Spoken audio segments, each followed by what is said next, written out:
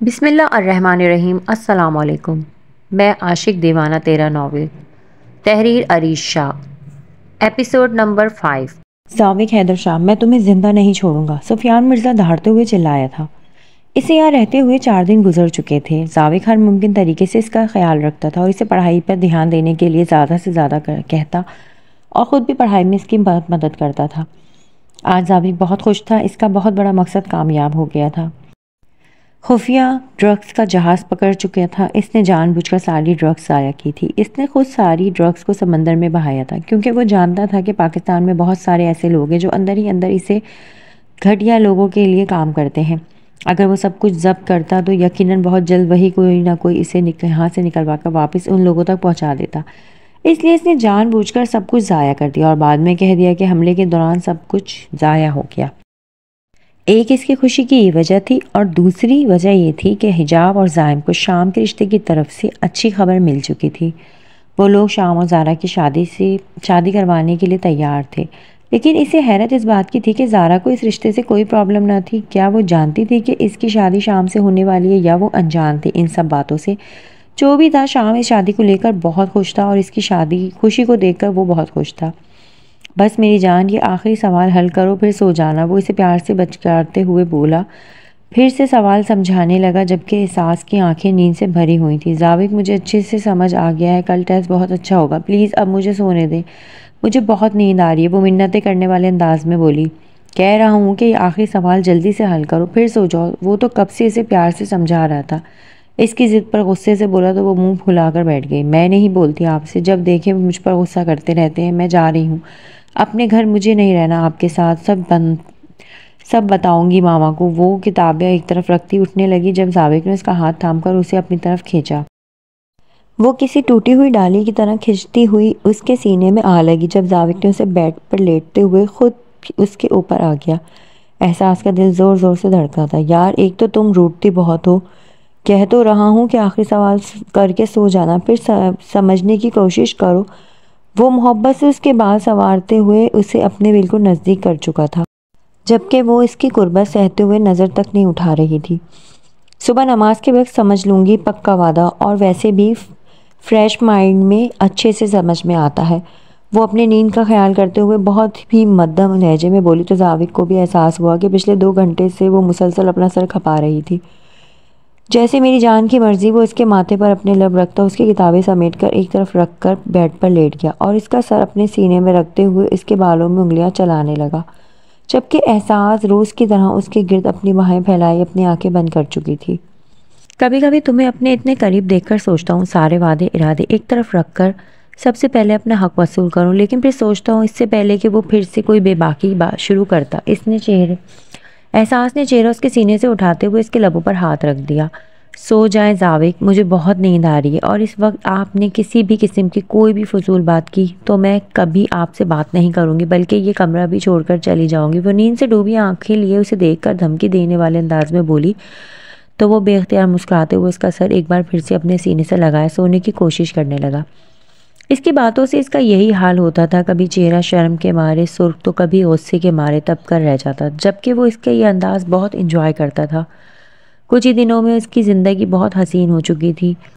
मामा, आपको पक्का पता है मेरा रिश्ता इनके लिए आया है? वो सुबह से शाम की तस्वीर लिए कभी इधर कभी उधर घूम रही थी।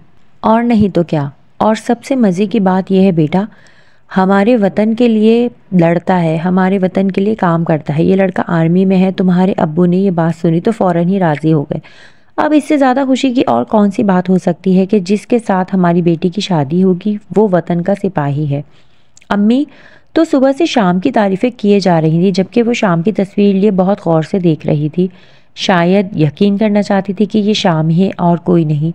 बेटा, अब इसको घूर के नज़र मत लगा देना, पता है मुझे बहुत खूबसूरत दिखता है। लाओ तस्वीर वापस दो, तुम्हारे भाई को दिखानी है। ज़ारा के एक भाई ने तो शादी के लिए हाँ कर दी थी, दूसरे भाई की तरफ से भी हाँ करनी थी, बस वो तस्वीर देखना चाहता था। हाय अल्लाह, अब मैं कैसे सुबह इनके पास जाऊंगी, कैसे इनकी क्लास लूँगी? ये तो मेरे मंगेतर निकल आए। ज़ारा कभी शर्मा रही थी तो कभी खुश हो रही थी। कुछ खाती पीती हो नहीं, अपना हाल देखो। तरस आता है मुझे अपने आप पर। कैसे गुजारा करोगी तुम मेरे साथ? इसे थोड़ा सा खाता देखकर उठते देखकर वो बोला। मेरा हो गया, मैं खाना खा चुकी और मैं इतना ही खाती हूँ। आहिस्ता से बोलते वो मासूमियत से बोली, वही तो मैं कह रहा हूँ मेरी जान, थोड़ा ज़्यादा खाया करो, अपनी जान बनाओ, मुझे बर्दाश्त करना बच्चों का काम नहीं है। वो समझाते हुए एंड पर शरारत से बोला, जिस पर वो झेप कर रह गई। आप ना बहुत वो हैं, इससे कोई बात सूझ नहीं रही थी। वो रोमांटिक, हाँ मेरी जान, मैं जानता हूँ मैं बहुत रोमांटिक हूँ, लेकिन अभी तुमने मुझे रोमांटिक होने का मौका कहाँ दिया है। वो इसकी बात पकड़ते हुए बोला, जबकि वो मुंह खोल कर रह गई। मैं नहीं बात करूंगी आपसे, आप एक इंतहाई बेशरम इंसान है। वो अपने गालों की सुर्खी छुपाते हुए उठकर भागने लगी जब जाविक ने उसे कमर से पकड़ लिया। ऐसे कैसे मेरी जान, अभी तो तुम बातों पर घबरा रही हो, जब मैं अमल करके दिखाऊंगा तब तुम्हारा क्या बनेगा। वो शरारत से इसके गाल खींचते हुए बोला, आप मुझे छोड़ दें वरना तुम मुझे किस करोगी ना। ज़रा सोचो, तो हमारी शादी का 1 हफ्ता हो चुका है और अभी तक तुमने एक छोटी सी किसी भी नहीं दी। कितनी बोरिंग हो तुम, ऐसे तो मेरा गुजारा नहीं होगा। अगर तुम यहाँ से जाना चाहती हो तो तुम्हें मेरी ख्वाहिश पूरी करो, वरना आज मैं अपनी ख्वाहिशें पूरी करने के मूड में हूँ। वो इसके लबों पर अंगूठा फेरता हुआ बहके हुए अंदाज में बोला, साविक मुझे जाने दें प्लीज़। वो नज़र झुकाए मासूमियत से बोली तो वो उसकी मासूमियत पर उसे टूट कर प्यार आया। ऐसे मत करो जान, वरना मैं खुद ही तो तुम्हें किस कर लूँगा और मेरी किस तुम्हारी तरह चुन्नी मुन्नी नहीं होगी, मुकम्मल होगी। तुम बर्दाश्त नहीं कर सकोगी। अब वो मुकम्मल इसे अपनी बाहों में कैद कर चुका था। जाविक प्लीज़, वो हल्की सी मुज़ाहमत करते हुए बोली, लेकिन आज सामने वाला मुज़ाहमत के मूड में ना था। इससे पहले कि वो मज़ीद मुज़ाहमत करती, वो बहकते हुए अंदाज में उसके लबों पर झुका था और इसका अंदाज वही था जो हमेशा से शिद्दत वाला एहसास ने सख्ती से उसके शर्ट का कॉलर को पकड़ा। ना जाने कितनी देर ये मीठा लम्स महसूस करते हुए वो पीछे हटा। एहसास के सामने आंखें बंद की, तेज तेज सांस ले रही थी। उसने नरमी से उसके माथे को छुआ, जाओ आराम करो, शाम को मिलते हैं। वो इसके माथे को चूमता फ़ौरन बाहर निकल आया। सर किंग का असल नाम सुफियान मिर्ज़ा है और उसका ताल्लुक, वो यहाँ सिर्फ पाकिस्तानियों की तबाही के लिए आया है। नौजवान नस्ल को तबाह करना उसका मकसद है। वो पिछले 6 साल से पाकिस्तान में रहकर अंदर ही अंदर पाकिस्तान की जड़ें काट रहा है। कहने को मुसलमान है, लेकिन काम जो है औरों के लिए करता है। इसका ताल्लुक किसी सीक्रेट एजेंसी से नहीं बल्कि बाहर के लोगों से है। इसका काम स्मगलिंग है, यहाँ तक कि वो दुबई और सऊदीया में लड़कियां फ़रोख्त करने का काम भी करता है। और सबसे अहम बात जो मुझे पता चली है, इसने आपकी बीवी के लिए अपना रिश्ता भी मांगा था। आपकी बीवी के वालिद का 1 महीने से इनसे मिलना जुलना है और वो आपकी वाइफ के वालिद को काफ़ी पैसे भी दे चुका है। इसका मकसद आपकी बीवी के ज़रिए आपको ब्लैकमेल करना है और उन्हें यकीन है कि आप अपनी बीवी के लिए कोई भी हद पार कर जाएंगे। इसीलिए उनका पहला टारगेट हिजाब और जायम का बेटा मूसा था, लेकिन जब मूसा को किसी भी तरह से उठा नहीं पाए तो उन्होंने आपकी वाइफ की वालिद को अपनी बातों में लगा लिया और अब तक वो आपकी वाइफ के वालिद को काफ़ी ज़्यादा पैसे दे चुके हैं और रहमान उनके लिए कुछ भी करने को तैयार है। सर, आप कोशिश करें कि रहमान की मुलाकात आपकी वाइफ से ना हो, क्योंकि अगर ऐसा हुआ तो हम बहुत बुरे तरीके से फंस सकते हैं। इसके खुफिया आदमी ने सारी खबर दी थी जो अंदर ही अंदर किंग के लिए काम करते हुए इनकी मदद कर रहा था। तुम्हें परेशान होने की ज़रूरत नहीं है, मेरी बीवी मेरे घर पर है और वहाँ मेरी इजाज़त के बगैर कोई नहीं जा सकता। इसने बेफिक्र होकर फ़ोन बंद किया। इसके जहन में एक बार रहमान का ख्याल आया। वॉचमैन रहमान को अच्छे खासे से जानता था। अगर रहमान साहब घर पर एहसास से मिलने के लिए आते हैं तो वो अंदर जाने की इजाज़त ज़रूर दे देगा। इसने फिक्रमंदी से जेब से मोबाइल निकालते हुए अपने वॉचमैन को फ़ोन लगाया, लेकिन उसका फ़ोन बंद होने की सूरत में इसने खुद ही घर जाने का फ़ैसला किया, क्योंकि इसे पता था रहमान पैसे के लिए कोई भी हद पार कर जाएगा, शायद अपनी बेटी की ज़िंदगी भी मुश्किल में डाल देगा। और इस वक्त इसके लिए ये मिशन बहुत अहम था जो अपनी आखिरी सरहदों को छू रहा था। इस वक्त तो एहसास पर कोई रिस्क नहीं ले सकता था। इसने दरवाज़ा खोला तो सामने बाबा को खड़े देखा। एक पल के लिए इसके चेहरे पर कितने ही रंग आए थे। इसका बाप इससे मिलने के लिए यहाँ आया था। ये कितनी खुशी की बात थी इसके लिए। बेटा चलो यहाँ से मेरे साथ, मुझे तुमसे एक बहुत ज़रूरी बात करनी है। बाबा काफ़ी ज़्यादा घबराए हुए लग रहे थे। क्या बात है बाबा, आप इतने परेशान क्यों हैं और कहाँ लेकर जाना चाहते हैं मुझे? मामा तो ठीक है ना? एहसास ने परेशानी से कहा। हाँ बेटा, आयशा बिल्कुल ठीक है, पर तुम मेरे साथ चलो, मुझे तुम्हें कुछ बताना है। बाबा इसका हाथ पकड़कर ज़बरदस्ती उसे अपने साथ ले जाने लगे। वॉचमैन ने रास्ते में आकर उनसे पूछा कि वो कहाँ जा रहे हैं। मैं अपनी बेटी को लेकर जा रहा हूँ, सारी बातें बाद में बताऊँगा, फ़िलहाल मैं इसे लेकर जा रहा हूँ। वो घबराते हुए लहजे में बोले, लेकिन कहाँ लेकर जा रहे हैं ये तो बताएं। वो इनके घबराए हुए लहजे देखकर परेशानी से बोला, मेरी बेटी है, मैं लेकर जा रहा हूँ, तुम बीच में मत आओ, हटो रास्ते से। वो गुस्से से बोले तो वॉचमैन पीछे हट गया। जाहिर सी बात थी, वो उनकी बेटी थी, वो इन्हें रोक नहीं सकता था और वो कोई गैर नहीं थे जिन्हें वो जानता ना था। वो रहमान साहब को अच्छे से जानता था, इसीलिए उसने भी ज़्यादा इसरार ना किया। जितना जल्दी हो सके जावेद घर आया था, लेकिन बाहर वॉचमैन उसे पहले ही बता चुका था कि रहमान साहब उससे एहसास को लेकर जा चुके हैं। इस वक्त गुस्से से उसके माथे की रगें बाहर आने लगी थी। इसने वॉचमैन को गिरेबान से पकड़ते हुए झंझोड़ कर अपना गुस्सा निकाला। साहब जी, वो बीबी जी के वालिद थे, मैं उन्हें कैसे रोक सकता था? और वो बहुत घबराए हुए और डरे हुए थे। मुझे डर था कि कहीं कोई बड़ी बात ना हो गई हो, इसीलिए मैंने जाने दिया, वॉचमैन ने अपनी सफाई पेश करते हुए कहा, जबकि जावेद फ़ौरन अपनी गाड़ी की तरफ भागा। इसका इरादा सीधे घर जाने का था। अम्मी जान, खालू कहाँ हैं? इसने घर में दाखिल होते ही पहला सवाल यही पूछा। बेटा, वो तो सुबह से घर से निकले हुए हैं। क्यों, खैरियत तो है? आयशा ने परेशानी से पूछा। कुछ खैरियत नहीं है, वो एहसास को लेकर अपने साथ जाने कहाँ लेकर चले गए हैं, और जो रिश्ता एहसास के लिए आया था वो आदमी हमारे मुल्क का गद्दार है, इसीलिए उसने खालू जान को इस काम के लिए बहुत पैसे भी दिए थे। वो मुझे ट्रैप करने के लिए ये सब कुछ कर रहा था। जब अपने मकसद में कामयाब ना हुआ तो उसने खालू जान को अपनी बातों में लगाकर एहसास को गायब कर दिया। देखिए अम्मी जान, वो शख्स बहुत ख़तरनाक है, एहसास को नुकसान पहुंचा सकता है, प्लीज़ समझने की कोशिश करें। वो इसकी जान, एहसास की जान का सोचते हुए इसका अपना दिल कांप कर रह गया था। वो कैसे जिएगा इस लड़की के बगैर, कैसे रहेगा इसके बगैर? इसने एहसास के बगैर कभी जीने का सोचा भी ना था। देखें, प्लीज़ खालू जान से रब्ता करने की कोशिश करें, मैं किंग के पास जा रहा हूँ, अगर उसने मेरे एहसास को हाथ भी लगाया मैं उसके टुकड़े टुकड़े कर दूंगा। वो गुस्से से कहता एक बार फिर से घर से निकल चुका था। शाम, जाइम और हिजाब हर मुमकिन तरीके से इसकी मदद करने की कोशिश कर रहे थे, लेकिन एहसास का कहीं कुछ पता नहीं चल रहा था। इनके खुफिया आदमी ने बताया था कि वहाँ एहसास का बाप एहसास को लेकर नहीं आया और ना ही इस बारे में कोई खबर मिली है। जावेद का इरादा वहाँ रेड मारने का था, लेकिन इसके लिए इसके पास फ़िलहाल लीगल नोटिस नहीं था। लेकिन एक तरीके से वो वहाँ जा सकते थे अगर इस रात वाले क्लब में मौजूद लोगों और इसके मुल्क का अरेस्ट वारंट इशू हो जाए तो। लेकिन इस काम के लिए बहुत सारे लोग पीछे लगे हुए थे, ये इतना आसान न था। सुफियान मिर्ज़ा ने पाकिस्तान में अपनी एक अलग पहचान बना के रखी थी। सुफियान के नाम पर वो न सिर्फ इस क्लब को चला रहा था, बल्कि इस नाम पर वो न जाने कितनी कंपनियां भी चला रहा था। वो इस पाकिस्तान का एक बहुत बड़ा नाम था जिस पर इस तरह से हाथ डालना इतना आसान नहीं था। लेकिन एहसास के बारे में सोचते हुए जावेद ने अपने हेड से बात करनी चाहिए। इस वक्त से ईमानदार लोगों की ज़रूरत थी जो इसकी मुश्किल वक्त में इसका काम आ सके। जावेद काम हो चुका है, रेस्टोरेंट ना सही लेकिन हम इसके घर की चेकिंग ऑर्डर्स मिल चुके हैं।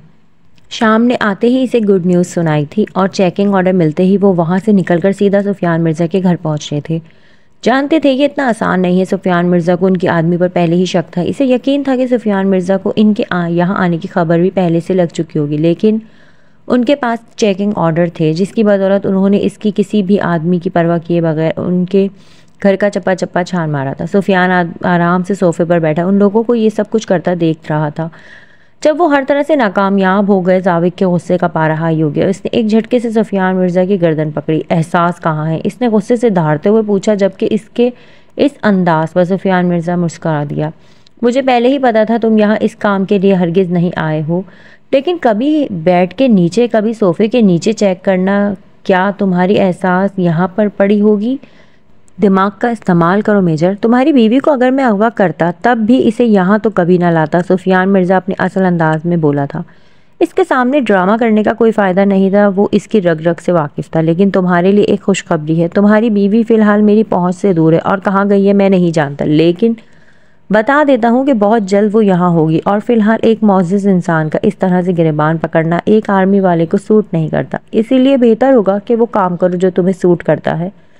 जाओ अपनी बीवी को ढूंढो। वो अपना गिरबान उसके हाथों से छुड़वाता बेफिक्र अंदाज में बोला था। ढूंढो उसे, आखिर कहाँ गया वो बुढ़ा? खुद एहसास को लेकर यहाँ आने वाला था तो इस तरह से अचानक गायब हो गया होगा। किंग जावेद के जाने के बाद बहुत परेशान था। वो अपनी मंजिल तक पहुँचते पहुँचते रह गया था। आखिर रहमान एहसास को लेकर कहाँ गायब हो गया था? इस वक्त हर किसी के जहन में था, लेकिन इसका जवाब कोई नहीं जानता था। सर, मुझे आपसे एक बात करनी है, इसके एक आदमी ने इसके करीब आते हुए कहा। बोलो। वो इसे देखकर पूछने लगा। सर, इस दिन जब आपने रहमान से अपनी बेटी को यहाँ लाने के लिए कहा था और उसके जाने के बाद आप उसकी बेटी को मारने की बात कर रहे थे ना, तो तब वो गया नहीं था, बल्कि वो दरवाजे पर आपकी सारी बातें सुन रहा था। मुझे लगा वो आपका क्या बिगाड़ेगा, इसीलिए आपको बताना ज़रूरी नहीं समझा। चटाक। आदमी की बात अभी पूरी भी नहीं हुई थी कि किंग का हाथ उठा। बेवकूफ़ आदमी, इतनी अहम बात तुमने मुझे बताना ज़रूरी नहीं समझी? हो गया अब काम, मिल गई वो लड़की हमें। इसका बाप सब कुछ जान चुका है, अब तो जावेद को भी कब जाविक को भी सब कुछ बता चुका होगा। अब न जाने क्या होगा। वो हर जगह एहसास को ढूंढ चुका था। सुबह से दिन, रात, शाम और शाम से रात हो चुकी थी, लेकिन न जाने इसकी एहसास कहाँ गई थी। आयशा ने भी बेहद परेशान थी और ऊपर से उसकी दीवानों की जैसी हालत देखकर उसे समझ नहीं आ रहा था कि वो क्या करें। वो बार बार रहमान को फ़ोन पर कॉल करने की कोशिश कर रही थी, लेकिन रहमान का फ़ोन मुसलसल बंद जा रहा था। ट्रैक करने पर पता चला कि उसका फ़ोन घर से ही बंद हो चुका था जब वो अपने घर से निकला था। फिक्र मत करो जाविक, एहसास जहाँ भी होगी बिल्कुल ठीक होगी। वो उसका बाप है, माना वो दौलत के लिए कुछ भी कर सकता है, लेकिन अपनी बेटी की जान कभी खतरे में नहीं डालेगा। आयशा खुद भी परेशान थी, लेकिन ये सोचकर कि वो अपने बाप के साथ है, एक तसल्ली थी दिल में। एक बार एहसास वापस आ जाए, मैं सारी ज़िंदगी इस शख्स को एहसास की शक्ल नहीं देखने दूंगा। इस बार उसने हद कर दी अम्मी जान, इस बार मैं उसे कभी माफ़ नहीं करूंगा। इसने गुस्से से कहते हुए अपना फ़ोन निकाला। अरेस्टिंग ऑर्डर इशू हुए? इसने शाम से पूछा। नहीं जाविक, मैं हर मुमकिन कोशिश कर चुका हूँ, लेकिन किंग के अरेस्टिंग ऑर्डर पास नहीं किए जा रहे हैं। कोई बात नहीं, अब हम अपने तरीके से इससे एहसास और रहमान का पता करवाएंगे, इसने फ़ोन बंद करते हुए कहा। और इसका फ़ोन बंद होते ही इसने हिजाब और ज़ैम को फ़ोन किया था जाविक का अगला प्लान बताने के लिए। वो बिल्कुल बेफिक्र हो चुका था। एहसास उसके पास नहीं थी, लेकिन जहाँ भी थी न जाने ये जानना आसान न था। रहमान का पता लगाना इसके लिए मुश्किल न था। अगर इससे पहले अंदाज़ा हो जाता कि रहमान ने इसकी सारी बातें सुन ली है, वो तभी रहमान को ठिकाने लगा देता। लेकिन कोई बात नहीं, इसने अपने सारे आदमी रहमान के पीछे छोड़ दिए थे, जो रहमान का पता लगाने की हर मुमकिन कोशिश कर रहे थे। अब इसका इरादा इसको यहाँ लाना नहीं, बल्कि इसे जान से मारना था, क्योंकि इसे पता चल चुका था कि इसका सारा पैसा पाकिस्तान सरकारी खजाने में ऐड कर दिया गया है। अब वो चाहे कुछ भी क्यों ना कर ले, वो पैसा कभी वापस नहीं आ सकता। और ये सब कुछ हुआ था मेजर जाविक हैदर शाह की वजह से। इसीलिए अब किंग से बदला लेने के लिए कोई हद भी पार करने को तैयार था, और इसका बदला तभी पूरा होता जब वो जाविक के चेहरे पर हार देखे। और जाविक के चेहरे पर हार सिर्फ एहसास की मौत ला सकती थी। और यही सब सोचते हुए सुनसान गली गली की तरफ बढ़ा था। वो यहाँ अक्सर आता था अपनी रात रंगीन करने के लिए, लेकिन इसे अंदाज़ा भी न था कि आज इसके साथ क्या होने वाला है। इसे 2-3 बार ऐसा महसूस हुआ कोई इसके पीछे आ रहा है, लेकिन इसने ज़्यादा ध्यान न दिया। इसके लिए यही सबसे बड़ी बात थी कि वो जाविक के चेहरे पर हार देखने के लिए एहसास को मारने का फैसला कर चुका था, और कल सुबह तक इसके आदमियों ने कहीं से भी रहमान को ढूंढकर ख़त्म कर देना था। अब उसने 2 कदम ही आगे बढ़कर आए थे जब उसे अपने सर पर कोई बहुत भारी चीज़ लगती महसूस हुई। इसने मुड़कर देखा तो उसके पीछे एक खूबसूरत सी लड़की खड़ी थी। चलो किंग डार्लिंग, तुम्हारा बाप तुम्हारा इंतज़ार कर रहा है। हिजाब ने मुस्कुराते हुए 100 ज़ोरदार डंडा दोबारा इसके सर पर मारा। हद है यार, मैं तो इसे बहुत बड़ा डॉन समझ रही थी, ये तो 2 डंडे में ही बेहोश हो गया। हिजाब को अफसोस हुआ था, और वो इस पर काफ़ी ज़्यादा हाथ साफ करने का इरादा रखती थी। जाइम डार्लिंग, मेरी शक्ल क्या देख रहे हो, उठाओ इसे, इसने जाइम को घूरते हुए कहा। सारे काम तुमने खुद कर लिए हैं, तो ये भी तुम ही कर लो। वैसे भी तुम्हें मेरी ज़रूरत कहाँ पड़ती है, ओंडी कहीं की।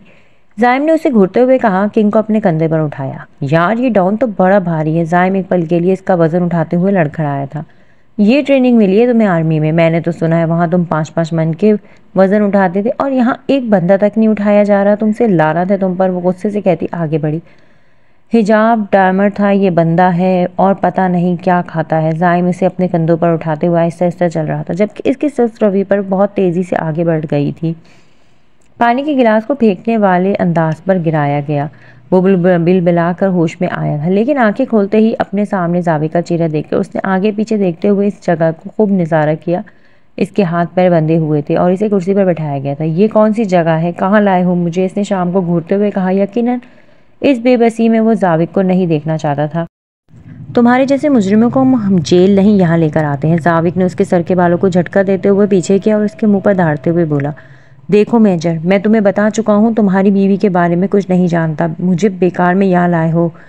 चटाक, जाविक के जोरदार थप्पड़ ने उसके मुंह बंद कर दिया। बस मुझे एक सवाल का जवाब दो, एहसास कहाँ है? वरना अरे नहीं जानता मैं वो लड़की कहाँ है। इसका बाप उसे लेकर न जाने कहाँ चला गया। मैं भी परेशान हूँ, इसे हर जगह ढूंढवा चुका हूँ, लेकिन वो कहीं नहीं मिल रही। झूठ बोलते हो तुम। एक जोरदार थप्पड़ जाविक ने फिर से इसके बालों को पकड़कर कुर्सी के साथ लगाया था। जाविक, मेरे ख्याल में इसके साथ काम नंबर 2 करना चाहिए, तब ये सारा सच बोलेगा।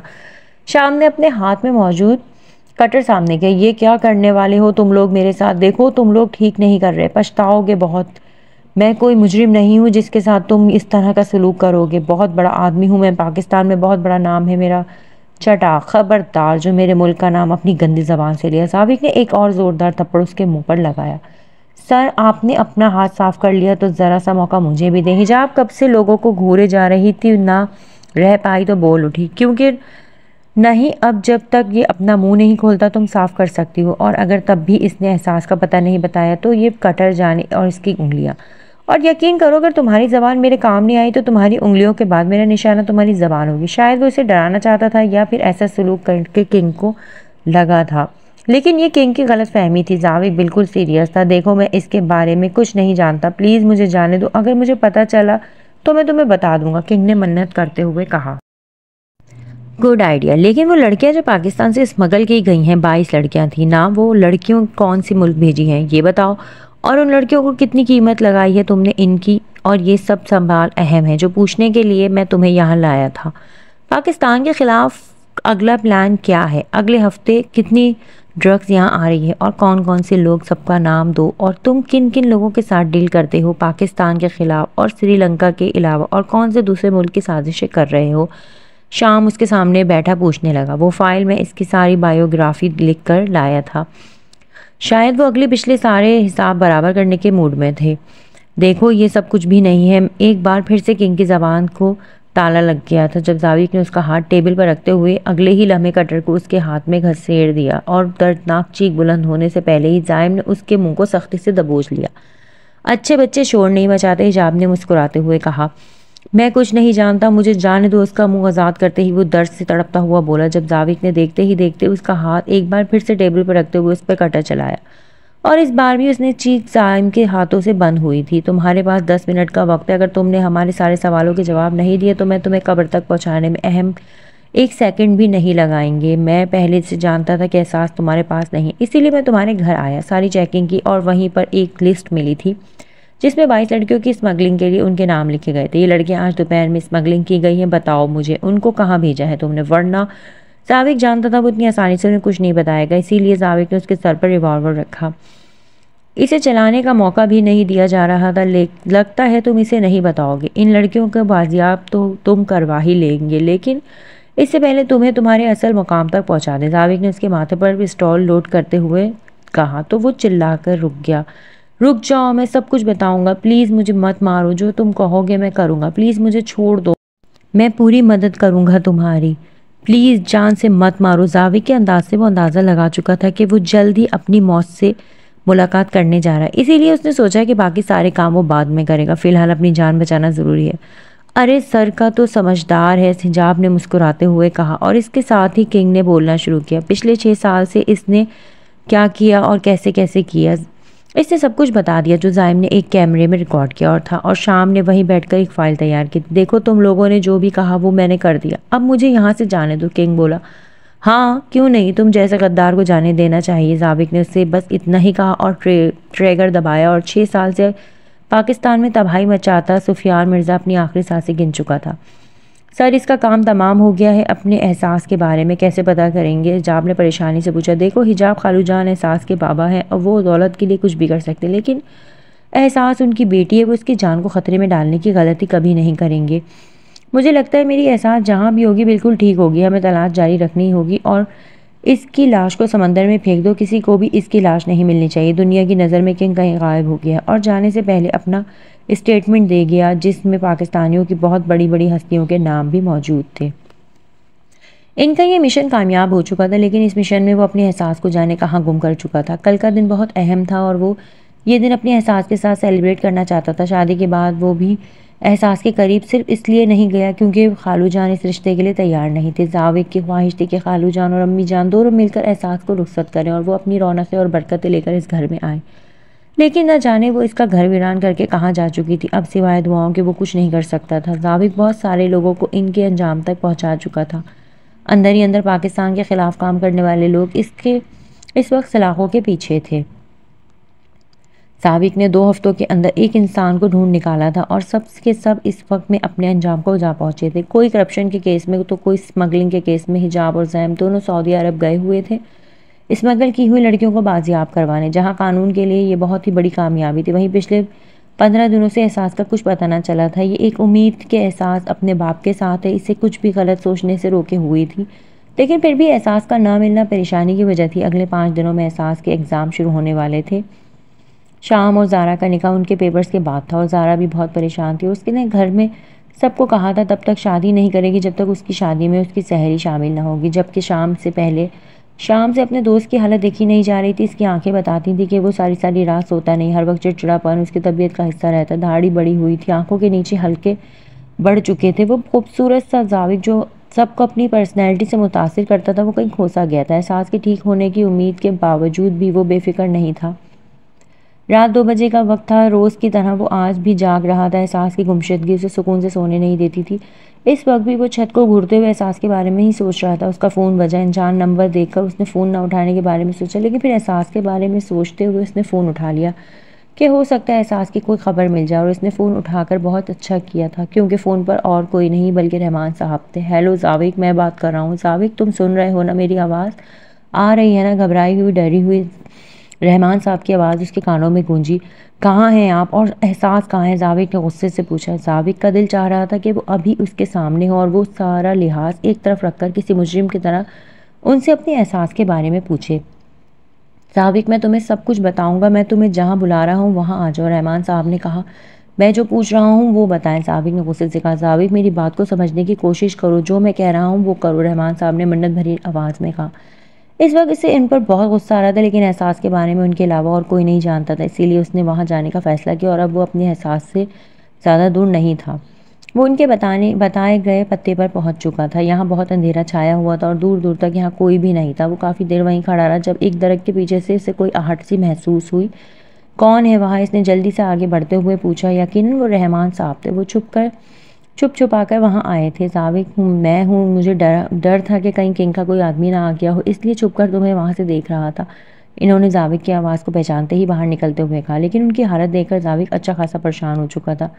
खालू जान, ये आपकी क्या हालत है? इनका जिस्म जख्मों से चूर और उनके कंधे पर बंधी पट्टी देखकर वो परेशानी से पूछने लगा। जो भी था, जैसा भी था, इसकी यतीमी पर इस शख्स ने इसके सर पर हाथ रखा था। जाविक, मैं ठीक हूँ बेटा, तुम चलो मेरे साथ। मैंने बड़ी मुश्किल से एहसास को बचाया है। वो लोग इसे जान से मार देना चाहते थे, रहमान साहब ने परेशानी से बताया। पहले आप मुझे पूरी बात बताओ, और ये सब कुछ क्या है? आपको गोली लगी है? चले, पहले मैं आपको डॉक्टर के पास लेकर चलता हूँ। लगता है आप अपना इलाज नहीं करवा रहे। इनकी हालत देखकर वो अच्छा खासा परेशान हो चुका। इनका सारा जिस्म जख्मों से चूरता। नहीं बेटा, मैं बिल्कुल ठीक हूँ, तुम चलो मेरे साथ, मैं तुम्हें रास्ते में सब कुछ बताता हूँ। उस दिन किंग की बातें सुनने के बाद रहमान साहब को एहसास हुआ कि वो इस शख्स के साथ अपनी बेटी की शादी करना चाहते हैं जो उनके वतन का दुश्मन है। शुरू से ही वो दौलत चाहते थे। उन्हें लगता था कि दौलत सारे मसाइल का हल हो जाती है, लेकिन जाविक के सर पर हाथ रखने के पीछे भी तो बड़ी वजह दौलत ही थी। रहमान साहब इसकी दौलत को हासिल करके बड़ा आदमी बनना चाहते थे। दौलत हासिल करना, अपनी ज़िंदगी आसान करना हर इंसान की ख्वाहिश होती है। रहमान साहब की भी थी, लेकिन इस ख्वाहिश के हुसूल के लिए वो अपनी बेटी की ज़िंदगी दांव पर नहीं लगा सकते थे। जब उन्हें पता चला कि किंग के आदमी एहसास को जान से मार देना चाहते हैं, तो वो सीधे एहसास के घर गए। उन्हें पता था कि उनके पीछे किंग के आदमी लगे हैं। वो एहसास को अपने साथ लेकर जाविक के पास जाना चाहते थे, लेकिन वो समझते थे कि किंग एहसास को जाविक के कमज़ोरी के तौर पर इस्तेमाल करना चाहता है। इसीलिए उन्होंने जाविक से एहसास को दूर करने का फ़ैसला किया, ताकि वो ऐसे इसे वतन के दुश्मनों के अंजाम तक पहुंचा सके। वो इस दिन एहसास को अपने साथ दूसरे शहर लेकर जाने के इरादे में थे, लेकिन उन्हें जल्द ही एहसास हो गया कि उनके पीछे किंग के आदमी लगे हुए हैं। उन्होंने एहसास को एक जगह पर छुपाया और किंग के आदमियों को गुमराह करने के लिए कोशिश की, लेकिन वो इनकी गलतफहमी थी। अब वो लोग एहसास तक तो ना पहुंच पाए, लेकिन उनको देखते ही मारने की कोशिश की, जिसकी वजह से वो काफ़ी हद तक कामयाब भी हो चुके थे। लेकिन उनके आदमियों ने उन्हें बुरी तरह से ज़ख्मी कर दिया, यहाँ तक कि उनके कंधे पर वो 2 गोलियां भी लगी। वो ज़ख्मी हालत में जैसे तैसे एहसास तक पहुँचे और उसे लेकर दूसरे शहर आ गए, लेकिन किसी भी डॉक्टर के पास नहीं गए। वो किसी किस्म के रिस्क लेना नहीं चाहते थे। एहसास से जो कुछ भी बन पड़ा वो करने की कोशिश की। इंसानियत के नाते एक डॉक्टर ने उनकी जान बचाने के लिए उनके जिस्म से 2 गोलियां निकालते हुए उन्हें अस्पताल में एडमिट होने का मशवरा भी दिया, लेकिन वो नहीं गए क्योंकि उनकी बेटी की ज़िंदगी पर आ रही थी। एहसास ने उन्हें बहुत समझाया कि जाविक से रब्ता करें, लेकिन जब एहसास को ये बात पता चली कि वो लोग इसके ज़रिए जाविक को ब्लैकमेल करना चाहते हैं, तो वो खुद ही अपने बाप के साथ देने के लिए फ़ैसला कर चुकी थी। इसे इस वक्त अपने बाप का ये फैसला बिल्कुल ठीक लग रहा था कि एहसास को जाविक की हिम्मत बढ़ना है, उसकी कमज़ोरी है, और इसने अपने बाप की कसम खाई थी कि चाहे जो भी हो जाए, जब तक इसका बाप नहीं कहेगा वो जाविक से रब्ता नहीं करेगी। इस सब के दौरान एक बार रहमान साहब ने आयशा को फ़ोन किया था और कहा था वो जहाँ भी हैं बिल्कुल ठीक है, लेकिन उन्होंने आयशा को भी कसम दी थी कि जाविक को उनके बारे में कुछ भी ना बताया जाए। जिसके बाद आयशा ने इसके कॉल करने के बाद जाविक को कुछ नहीं बताया, लेकिन उसे हौसला देती रही कि वो इसका बाप है, इसके साथ कुछ भी गलत नहीं होने देगा। और इनका यही हौसला जाविक को बहुत हिम्मत देता था और वो इसे लेकर सीधे अपनी खुफिया जगह पर ले आए थे जहां वो पिछले 2 दिन से छुपे हुए थे। उन्हें परसों एक न्यूज़ चैनल से पता चला था कि किंग के सारे आदमी पकड़े गए हैं और किंग आखिरी स्टेटमेंट में बहुत सारे पाकिस्तानी बड़ी बड़ी हस्तियों के नाम बता चुका है। उन्हें अंदाज़ा हो चुका था कि जाविक अपने मिशन में कामयाब हो चुका है, लेकिन उन्हें डर था कि इस बात का कि किंग कहीं गायब हो चुका है, कहाँ गया है ये कोई नहीं जानता सिवाय जाविक के और इसकी टीम के।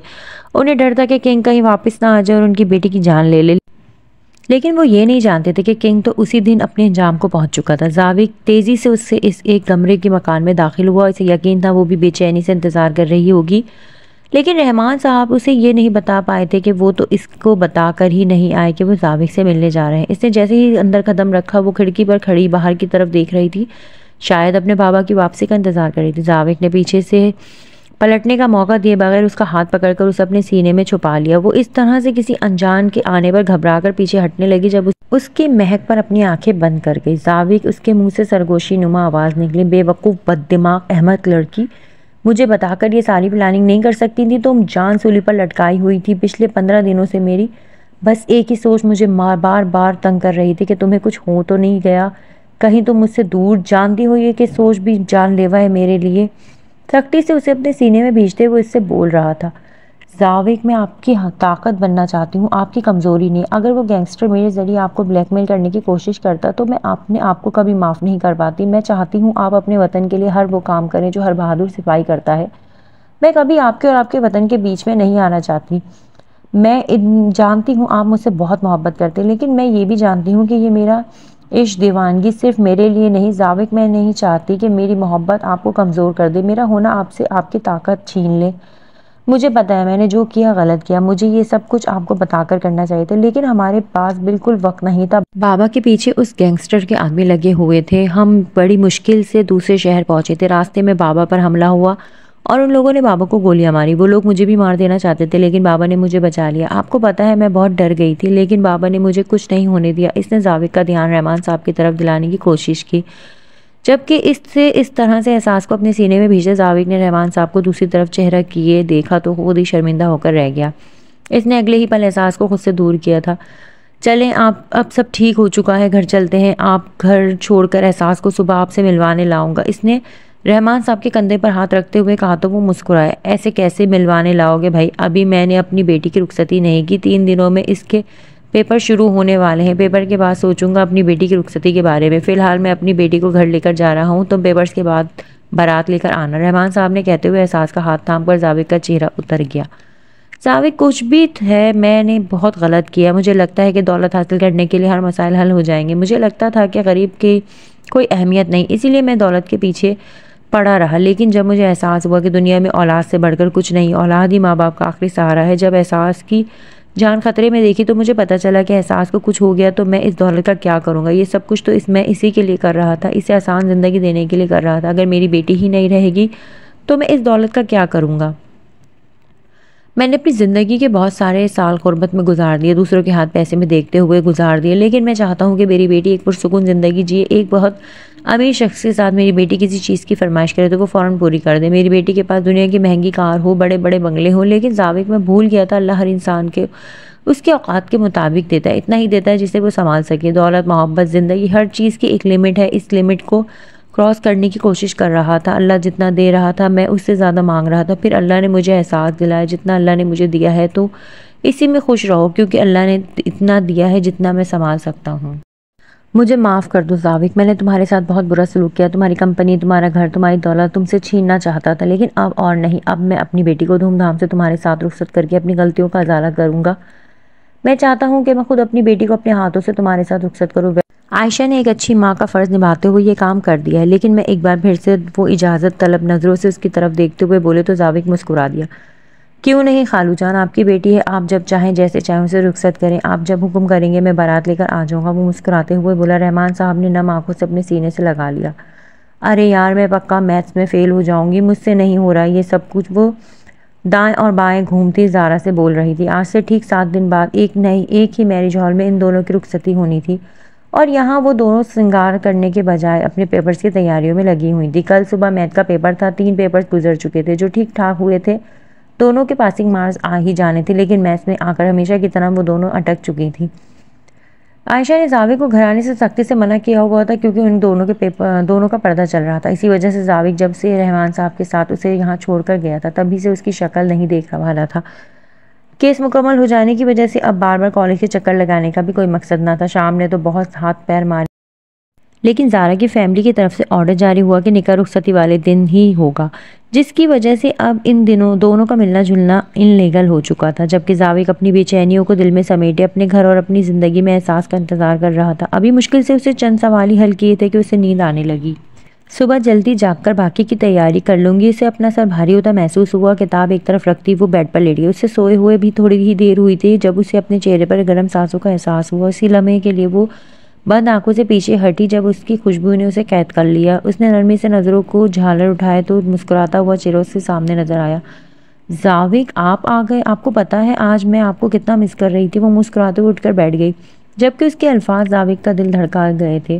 क्या सच में मेरी जान मुझे इतना मिस कर रही थी? वो उसके बाल कान के पीछे करते हुए बोला, जबकि उसकी बदलती नज़रों का मतलब समझ कर एहसास ने फ़ौरन उसके सीने पर हाथ रखते हुए उसे खुद से ज़रा फासले पर रखा। और नहीं तो क्या, कल मेरा मैथ्स का पेपर है। आप खुद आ गए, ये तो अच्छा हो गया। आप मैथ के टीचर हैं, आज आप नहीं आएंगे तो क्या मिस अनम आएंगी? चलें जल्दी से मुझे मेरे पेपर्स की तैयारी करवाएं। लेकिन एक मिनट, आप यहाँ अंदर कहाँ से आए? मामा ने तो आपको मुझे देखने से मना किया हुआ है ना। हाय अल्लाह, आपने शादी का रूल तोड़ दिया। आप मेरी शादी ख़राब करना चाहते हैं? वो उसके कंधे पर मुक्का मारती हुई बोली। क्या क्या ख्वाब देखे थे मैंने, सबसे बेस्ट शादी होगी मेरी, और ये मेरी बेसब्री खावन साहब जो मेरी शादी को रूल तोड़ रहे हैं।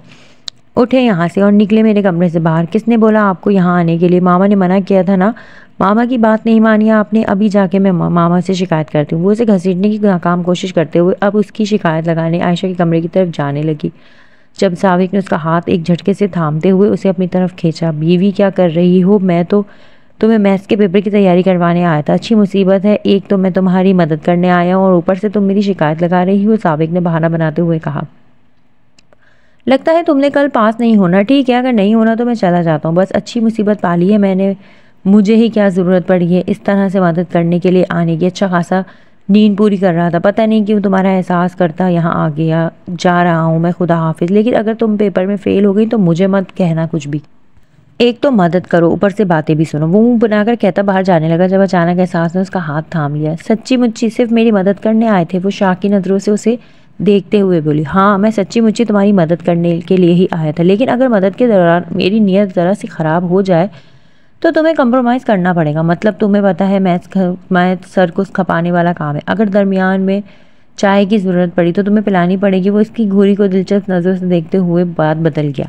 तो आपको चाय पीनी है? ठीक है, आप मुझे मैथ समझाएं, मैं आपको चाय पिला दूंगी, लेकिन शर्त यह है कि आप यहाँ चेयर पर बैठेंगे और मैं वहाँ बेड पर, और आप मेरा चेहरा नहीं देखेंगे, इससे शादी के रूल्स ख़राब होंगे। खैर, मैं घूंघट कर लेती हूँ, आखिर मेरी भी पहली शादी है, इतना तो कर सकती हूँ ना। एहसास ने अपने दुपट्टे का घूंघट बनाते हुए अपने आगे किया तो जावेद उसे घूर कर रह गया। मैडम, और कितनी शादी करने का इरादा है आपका? वो सदमे से बोला। अभी कुछ नहीं कह सकती, इसीलिए बेहतर होगा कि आप अपना ध्यान मेरी बुक पर लगाएं। और वो अपनी हंसी दबाते हुए बोली तो जावेद भी मुस्कुराया। बहुत पिटोगी तुम मेरे हाथों से? वो मुस्कुराते हुए बोला तो एहसास खिलखिलाकर मुस्कुराई। अच्छा प्यारा बेबी, नहीं करती, और शादी बस आपसे ही करूँगी, पहली और आखिरी। वो इसे शरारत से पुचकारते हुए बोली। शुक्रिया एहसान का, अपनी पढ़ाई पर ध्यान दे। जावेद इसके हल्के से हाथ मारता हुआ सर पर ध्यान किताब की तरफ लगाने लगा। एहसास मुस्कुराते हुए उससे इसके सारे सवालात समझ रही थी, जबकि जावेद जो इतने दिनों से अपनी नज़रों की प्यास बुझाने यहाँ आया था अपना दिमाग खपा कर रह गया। नहीं भाई, मैं आपको यहाँ नहीं बैठने दूंगी, लेकिन फिर भी अगर आप यहाँ बैठना ज़रूर समझते हैं तो मेरा नेक दीजिए, वरना ऐसा करें जहाँ दूसरा दूल्हा बैठा है उसके पास जाकर बैठ जाए। उसे थोड़े से फासले पर बैठे जावेद की तरफ इशारा किया, जहां जावेद हर मुमकिन तरीके से ज़ारा को उठाने के बाद जाकर बैठा था। ज़ारा की बढ़ती डिमांड पूरी करने के बाद जब ज़ारा की डिमांड मज़ीद बढ़ गई तो वह एक तरफ होकर बैठ गया और अब शाम भी मुंह लटकाए वहीं आकर बैठा था। ये पहली शादी थी जिसमें दूल्हे अलग और दुल्हन अलग बैठी हुई थी। हाय, कितनी बेचारी शक्लें हैं दोनों के। एहसास ने इन दोनों के फूले हुए मुंह देखकर ज़ारा से कान में सरगोशी की। कोई बात नहीं, अब सारी ज़िंदगी इनके ये बेचारे बने ही रहेंगे, जानते नहीं ये कि किससे पाला पड़ा है। ज़ारा ने एहसास के हाथ पर हाथ मारते हुए कह लगाया। यार, मुझे यकीन है यह हमें देखकर ही ऐसे हंस रही होंगी। शाम ने जावेद को देखते हुए मुंह बनाया। कोई बात नहीं यार, हंसने दे, आज इनका दिन है, आगे हम कह लगाएंगे। जावेद ने शाम के हाथ पर हाथ मारा, बिल्कुल एहसास के अंदाज में, जबकि इसे अपनी नकल उतारते देखकर एहसास ने उसे ज़बान चढ़ाई। जावेद को चंद महीनों पहले वाली वो भोली सी एहसास याद आई। उसके करीब आने पर भी सहम सी जाती थी। इसके कॉलेज में अपना मिशन मुकम्मल करने और एहसास को कुछ दिन अपने पास रखने का ही असर था कि अब वो पहले की तरह इससे डरती और घबराती नहीं थी। शायद अब इसे जावेद की मोहब्बत का एहसास हो चुका था। सारी रस्म अदा हो चुकी थी। बस एक रस्म के अलावा ज़ारा को शाम के घर रुखसत कर दिया गया था, जिसकी वजह से इसकी आखिरी रस्म रह गई और अब दोनों ही अफसोस से हाथ मलती बैठी हुई थी। शाम के कमरे में कदम रखना चाहा तो देखा दरवाजे पर जायम और मूसा खड़े हैं। सॉरी मामू, आप अंदर नहीं जा सकते जब तक कि आप मामा को एहसास आंटी का नेक नहीं दे दें। मामा यहाँ पर नहीं है, वो जावेद मामू से अपना नेक वसूल कर रही हैं, इसीलिए मुझे यहाँ भेजा है ताकि आपसे उनका गिफ्ट ले सकूँ। चलें अब जल्दी करें, मेरे पास ज़्यादा टाइम नहीं है, मुझे सोना है। ऑलरेडी 2 घंटे लेट हो चुका हूँ। उसकी टाइम की पाबंदी देखकर शाम ने घूर कर उसे देखा। हिजाब इसे 1 सेकंड भी ना तो ज़्यादा सोने देती थी और ना ही ज़्यादा जागने देती थी। ये तो शाम और जावेद की शादी की वजह से उसकी ईद हो चुकी थी कि ये अभी तक जाग रहा था। क्या चाहिए? शाम ने घूर कर पूछा। कुछ भी देते, बच्चे हैं, कौन सा इसको पता चलेगा? जायम ने हल पेश किया। मुझे बच्चा समझने की गलती मत कीजिएगा, मामा ने कहा। 1 लाख से 1 रुपया भी कम हुआ तो शाम मामू को अंदर मत जाने देना, मूसा मुंह फुलाकर बोला। काउंटिंग आती है? शाम ने मुस्कुराकर उसे गोद में उठाया। फास्ट नहीं आती, आहिस्ता आहिस्ता कर लूँगा, मूसा ने जल्दी से कहा। वेरी गुड बेटा, ये लो तुम्हारे 1 लाख रुपए, अब तुम यहाँ बैठकर काउंटिंग करो, तब तक मैं अंदर जा रहा हूँ। शाम ने पैसों की गड्डी उसके हाथ में पकड़ाई और अंदर चला गया। जायम उसकी होशियारी पर कह लगाकर हंसा। 20-20 रुपए की गड्डी में मुश्किल से 20,000 रुपये होने थे, जबकि मूसा बहुत होशियारी से 1-1 रुपये का हिसाब कर रहा था। आखिर उसने अपनी माँ को पूरा 1 लाख रुपया देना था। शाम ने कमरे में कदम रखा तो वो सामने बेड पर अपना होश रुबा हुस्न लिए बैठी थी। आहिस्ता आहिस्ता चलता हुआ उसके करीब आ गया था। मैं तुमसे कोई बहुत बड़ी बातें नहीं करूँगा ज़ारा, मैं अपनी पहचान बताना चाहता हूँ। मैं क्या हूँ, कैसा हूँ, कोई मुझे जानता ही नहीं था। सालों से मैं इस यतीम खाने में पड़े हमेशा अपने माँ बाप को ढूंढता रहा, लेकिन फिर मुझे किसी ने बताया कि यतीमों के माँ बाप नहीं होते हैं और यतीम खाने में सिर्फ यतीम ही रहते हैं। मैं जहाँ भी गया, जिस मोड़ पर भी मुझे किसी ने अपना कहकर अपने सीने से नहीं लगाया। मेरा दिल चाहता था कि हर कोई मुझसे प्यार करे, सबकी नज़रों में मेरी भी कोई अहमियत हो। फिर अब जावेद ने जब ये प्रोफेशनल चुना तो मैंने भी इसका साथ दिया और इसके बाद हर कोई मुझसे प्यार करने लगा। मुझे देखते ही मुझे सीने से लगाने लगे, मेरे पास आते, मुझे एहतराम से बुलाते, इज्जत से बात करते और ना कि गुस्से से गाली देते। तुम नहीं जानती ज़ारा, एक यतीम इंसान की ज़िंदगी क्या होती है। इस वतन में इस वर्दी ने मुझे एक पहचान दी। मैं तुम्हें अपना पाबंद नहीं कर रहा, बस ये कह रहा हूँ कि अगर ज़िंदगी में मुझे कभी मेरे वतन और तुम में से किसी एक को चुनना पड़ा तो मैं अपने वतन को चुनूँगा और मैं इसमें आपका साथ दूँगी। इससे पहले कि शाम अपनी बात मुकम्मल करता, ज़ारा ने उसके बात काटते हुए कहा। इसीलिए तो तुम्हें चुना है, मुझे यकीन है तुम मेरे इस फैसले पर हर कदम पर मेरे साथ रहोगी, लेकिन कदम से कदम मिलाने के लिए और भी बहुत सी चीज़ों में एक दूसरे का साथ निभाना होगा। वो इसके हाथों की कलाई पर खूबसूरत नक्शा ब्रेसलेट पहनाते हुए शरारती अंदाज में बोला। यहाँ तक आ गई हूँ तो आगे मैं आपके साथ हूँ, लेकिन प्लीज़ आप मुझे आगे पढ़ने के लिए नहीं कहेंगे। बड़ी ही उलझन होती है मुझे इस पढ़ाई से। वैसे भी पढ़ाई का टाइम कहाँ रहेगा, अब मैं शादीशुदा लड़की हूँ, अपनी ज़िंदगी में मसरूफ़ हो जाऊँगी, 1-1.5 साल में बच्चे पैदा हो जाएंगे, कहाँ रहेगा फिर इन सब चीज़ों का ध्यान। इतना बड़ा घर है जो मुझे संभालना है और फिर बच्चों की पढ़ाई, इनका स्कूल, इनके कपड़े, इनका कमरा, कितनी चीज़ों का ख्याल रखना पड़ेगा। और फिर जब बच्चे बड़े हो गए इनकी शादी भी तो करनी पड़ेगी। मेरे पास बिल्कुल पढ़ाई का टाइम नहीं है। ज़ारा बोलने पर आई तो फिर बोलती ही चलेगी, जबकि शाम खामोशी से आगे फैलाए उसकी फ्यूचर प्लानिंग सुन रहा था। ज़ारा इस रात से आगे बढ़ेंगे, इंशाल्लाह बच्चों के बारे में भी सोचेंगे, लेकिन प्लीज़ अभी तुम मुझे कंफ्यूज मत करो। वो इसका हाथ थामता इसे अपने नज़दीक करते हुए कंफ्यूज अंदाज में बोला। तो मैं पढ़ाई नहीं करूँगी ना? वो इसके सीने से सर उठाए मासूमियत से बोली। नहीं मेरी जान, अब हमारे बच्चे होंगे, फिर बड़े होंगे, शादी होगी, उनके बच्चे होंगे, तुम्हारे पास वक्त कहाँ है पढ़ाई का? वो इससे बाजुओं में भीजता शरारत से मुस्कुराते हुए बोला, जबकि बेदिहानी में वो कहाँ से कहाँ आ गई थी। इस बात का एहसास होते ही उसने शाम से पीछे हटने की कोशिश की, लेकिन अब ये मुमकिन न था। यार मैं कब से जावेद सर का इंतज़ार कर रही हूँ, ना जाने कहाँ चले गए। हिजाब ने अब जायम को फ़ोन करके उसे बताया। सब्र करो यार, कहाँ जाना है, उन्होंने आना तो उसने कमरे में है। जायम ने मूसा को अपने सीने पर लिटाते हुए कहा। लेकिन अब तो उनको आ जाना चाहिए था, इतनी देर हो चुकी है, लगता है उन्हें अपनी दुल्हन का बिल्कुल भी दीदार नहीं करना। हिजाब ने मुंह बनाकर बोला। हाँ, जैसे तुम्हें अपने दूल्हे का दीदार नहीं करना, ज़ाइम शरारत से बोला। इसने कितनी मिन्नतें की थी कि घर चलो, लेकिन मजाल है वो एहसास की बहन बनने का मौका हाथ से जाने देती। एहसास बेचारी को तो आज ही पता चला था कि जिस हिजाब को अपना दुश्मन बनाए हुए थी वो इसी की टीम में काम करने वाली एक वर्कर थी। ज़्यादा हीरो बनने की ज़रूरत नहीं है, तुम्हारा दीदार किए 4 साल हो चुके। अब फ़ोन रखो और मुझे सुकून से सर का इंतज़ार करने दो, वो बस आने वाले ही होंगे। जब ने फ़ोन बंद करते हुए कहा, लगे रहो हिजाब बेटा, आज कोई नहीं आने वाला, क्योंकि जिसको इसकी मंजिल तक पहुंचना था वो तो कब का पहुंच चुका है। ज़ाइम ने आंखें बंद करते हुए मुस्कुराकर कहा। वो बहुत नरमी से उसके चेहरे के एक एक नश को चूम रहा था, जबकि उसकी बाहों में सिमटी एहसास हर थोड़ी देर में दरवाजे को देख रही थी। जाविक सब क्या सोच रहे होंगे बाहर, क्या आप खिड़की से अंदर आए? हर थोड़ी देर में दोहराने वाली बात उसके एक फिर से दोहराई थी। हाँ तो तुम क्या चाहती हो? आज की इस हसीन रात का वक्त मैं हिजाब के साथ वेस्ट करूं? कभी नहीं। आज की रात का हर एक पल मैं अपनी जान के साथ गुजारना चाहता हूँ। वो नरमी से उसके लबों पर झुकते हुए बोला। जाविक बेचारी कब से आपका इंतज़ार कर रही है। इसने एक बार फिर से कहा। तुम इस पर नहीं, अपने शौहर पर ध्यान दो। मैं भी तो तुम्हारा इंतज़ार करता रहा हूँ। 12 साल निकाह के बाद रुखसती के लिए और 15 दिन रुखसती के बाद दोबारा रुखसत करने के लिए। इस बार इसका निशाना उसकी 2 हसीन आंखें थीं। वो बारी बारी उसकी आंखों पर लब रखते उसके नाक को धीरे से छूकर बोला। लेकिन जाविक बस अब कोई दूसरी तीसरी बात नहीं। अगर तुम्हें मुझसे कोई बात करनी है तो अपने और मेरे बारे में करो, वरना खामोश रहो, यही तुम्हारे हक में बेहतर होगा। उसे अपनी बाहों में समेटते हुए वो धमकी से देते हुए बोला, जबकि उसकी बढ़ती हुई जिसारतों पर एहसास घबरा कर रह गई। I love you so much एहसास, तुम मेरी पहली और आखिरी चाहत हो। अगर इस दिन तुम्हें कुछ हो जाता तो तुम्हारा जाविक टूट जाता, ख़त्म हो जाता, लेकिन तुमने इसे टूटने नहीं दिया। वो इसे किसी नाजुक गुड़िया की तरह अपनी बाहों में समेटता अपने मजीद करीब करते हुए बोला, जबकि अपने चेहरे पर जा बजा उसके लबों का लम्स महसूस करते वो अपनी आंखें बंद कर गई। ना मेरी जान, आज तो ऐसा नहीं चलेगा। आज तो कह दो जो मैं तुम्हारे लिए महसूस करता हूँ वही तुम्हारे दिल में भी था। आज तो अपने दिल में छुपी इस मोहब्बत का इजहार करो जो तुम्हारे दिल में पिछले 12 साल से दबी हुई है। हाँ एहसास, मैं जानता हूँ जितनी मोहब्बत मैंने तुमसे की है, इतनी ही मोहब्बत तुमने भी मुझसे की है।